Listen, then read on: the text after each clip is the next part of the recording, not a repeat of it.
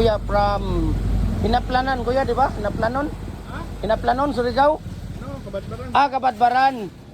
Unsa may imuha kuya? Ano sa inyo? Yung poste? Yung poste. Ito, poste natin. Ito kuya, alam naman siguro, di ba? Nakita mo na sa vlog natin kung ano yung ano natin. Ito, yung fix. Ito yung fix natin. Ito yung detachable natin. Ano bang karamihan ginagamit? Ito talaga ang detachable, ang karamihan na ginagamit. Pag dito sa ball, maano siya?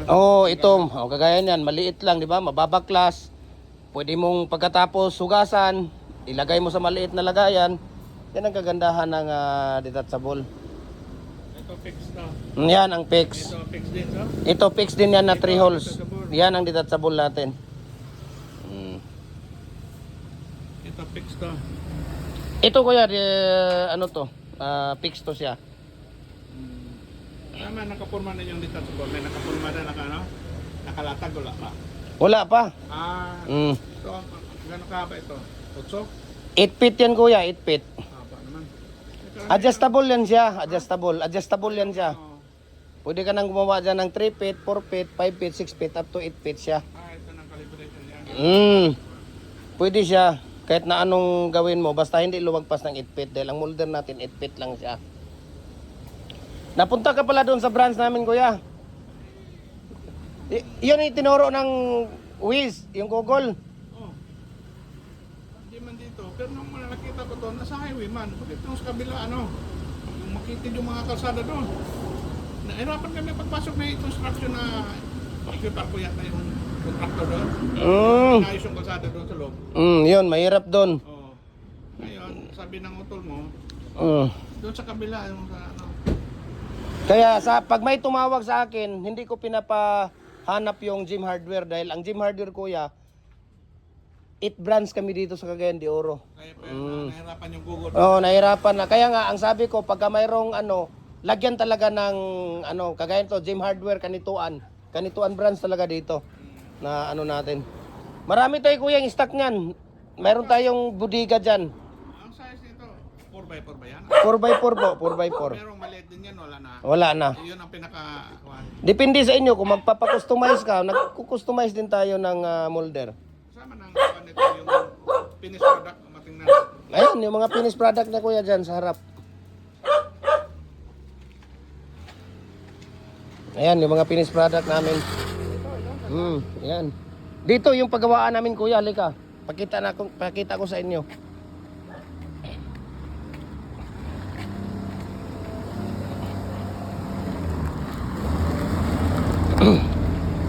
Dito kami gumagawa. Dito rin ako nagba-vlog, di ba?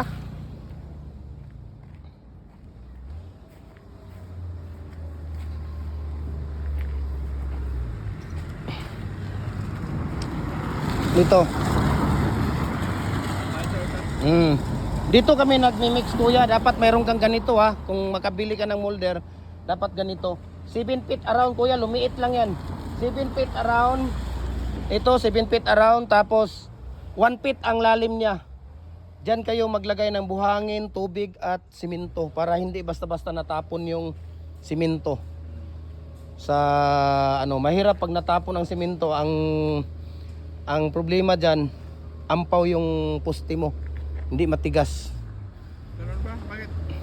Ang chemical sa simento kuya nasa tubig. Ngayon, kung saan-saan napunta yung tubig, wala nang chemical na pang doon sa sa concrete pouring mo. Kaya ito, kahapon pa nila to, kaya tingnan mo, gaano katigas. Hindi lang nabaliktad to kanina. Ito, 4 feet ito, no? 6 feet yan kuya. Ang ginagawa namin dito araw-araw, 6 feet lang at saka 7 feet. Ginagawa Pero namin yung din. molding nyo, 8 feet. 8 feet yung molding namin na Walang molding na 6 feet lang nga pa. wala. Ba't ginawa pa ng 8 feet na karamihan 6 feet naman kailangan? Mayroon ding 8 feet kuya, mga order. Mga rancho, yung yung gusto ng 8 feet ang haba nila, mayroon din. Magkano ang presyo ng 230 ang 7 feet. 206 feet. Mura lang kasi, ayun kuya, screen sun. 22 cubic na na 10 wheelers.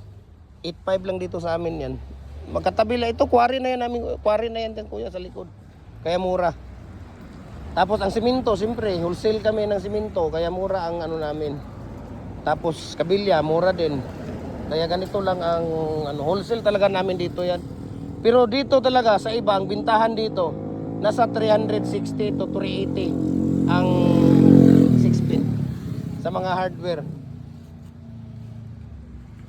Sa amin dito, 200 lang. Nag-wholesale kami dito, nagbibigay kami ng wholesale.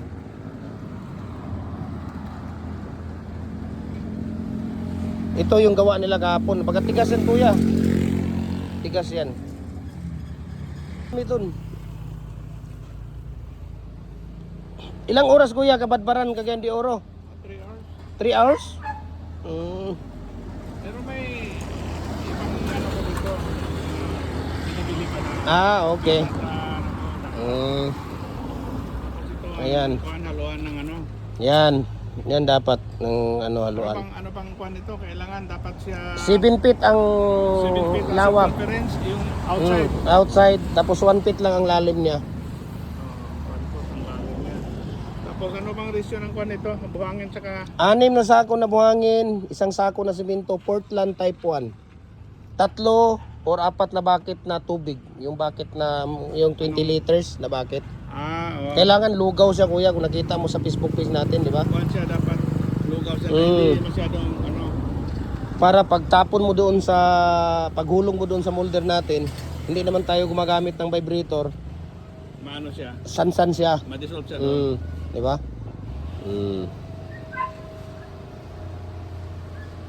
Yung doon sa kabila, iba rin yung Paamin din yan, 7 feet yan dyan kuya. ito lang 6 feet. Ito yan 6 feet. Ito lang. Tapos itong ano niya, buhangin. Dito kuya, hollow blocks, mga decorative, wala ka bang ano? Pampaganda ng bahay mo, yung mga bricks natin. Kunan ko na mga disenyo yan. Ayan o, ang daming bricks molder natin, ayan o, mga nasa ilalim. Hollow blocks, lower, mga decorative natin. Kano naman yung mga molder niya? Mano-mano na yan. 5.5, meron tayong 5.5 by 8 by 16, meron tayong 4 standard, double, 3 and 3/4, 3 and 1/2. Meron tayong 3 and 1/2 na 7 by 16. Meron din tayong 3 inches, yung pang division. 3 inches, double din yan. Wala kayong machine type na pang hollow block? Mayroon din tayong machine type kuya. Ah, Electric hollow blocks machine, meron din tayo. pero walang display kayo dito? Wala kaming display. Ang hollow blocks natin na electric machine, made to order tayo kasi nagdidepende sa size ng anong gusto ninyo. Gusto nyo ng size, 5. Ito yung sa ano? Ito yung mating na nilalagay natin sa loob ng ating poste.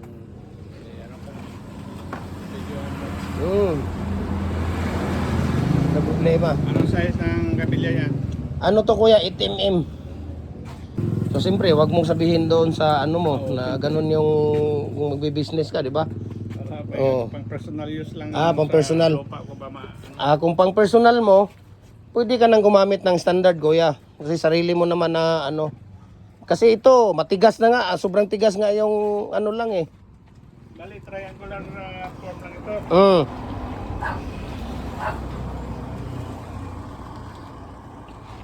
Kabadbaran. Saan kayo sa Kabadbaran kuya? Tugasan? Sa sentro mismo ng Kabadbaran? Dili po, pasulod pa gamay. Paano? Pa-remote yan. Ayun. Maganda. Marami na rin ditong galing ng ano, di ba? Dami nang nakabili dito ng Kabadbaran.